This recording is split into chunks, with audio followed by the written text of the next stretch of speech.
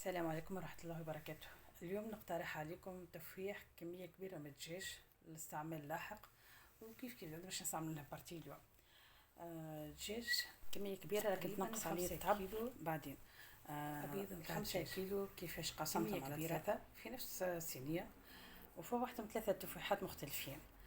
علاش؟ باش نجم نعملهم، نستعملهم في المقلي، في الباني، في المشوي، في المصلي، مع الرز. المهم يبداو تفاحات مختلفة باش ما نقلقش من الدجاج اولا، وباش تدي يبدالي حاضر ومفوح وتنحى منه ريحة السنونية. باهي، التفاحات اللي حطيتهم هكا معناتها بعدين قسمتهم على 3 هكا في ساشيات صغيرين حسب الاستهلاك متاعك. ولنا في التسويرة حطيت بارتي طيبتها لليوم.